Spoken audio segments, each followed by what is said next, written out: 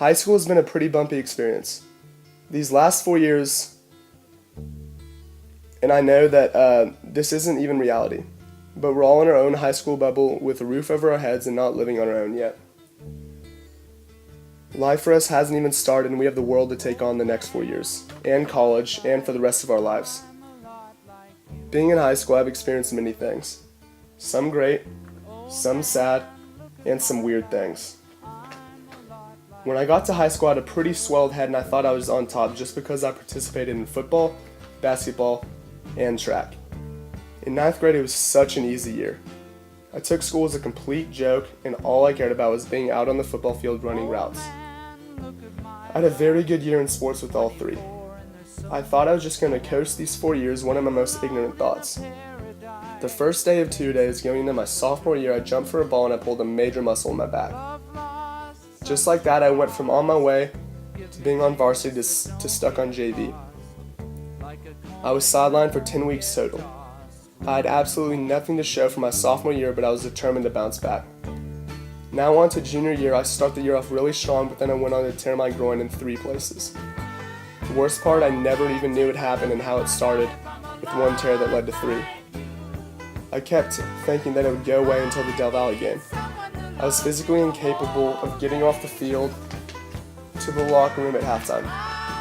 I couldn't walk, and I had to be carted off, and my junior year was done after only a couple games. The biggest difference in this turn of events besides me not playing was how the coaches looked at me. They stopped having any interest in me at all. I did not think too much of it in this moment in time.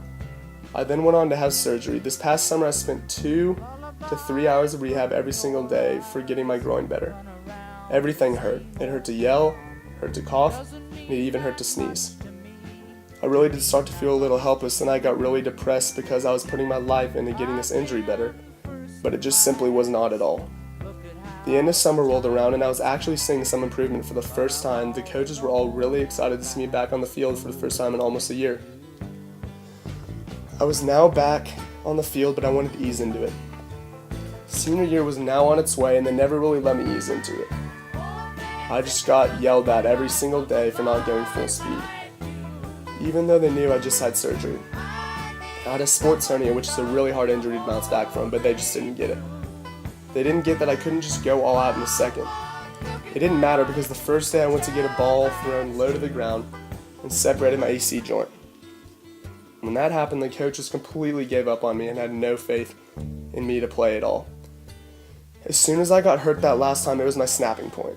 It was also theirs, because at this moment from here on out, I was pretty invisible to them. They were actually just not even caring. They were all posers except for a few.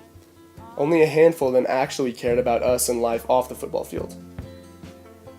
They literally just yell at us for 4 years, and once it's over, they drop us off. If you don't win state, you're a worthless piece of garbage to them, and that's the complete truth. That's why I wasted 4 years with guys who I thought cared, but now walk by me in the hallway and don't even say one word.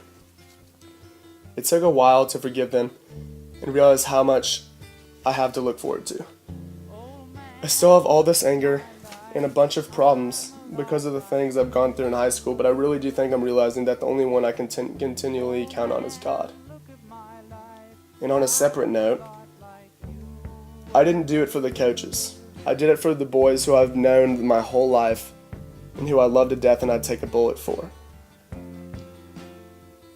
I'm not trying to be all churchy, and that's not who I am at all. In my eyes, God's the only one whose consistency of caring is unreal.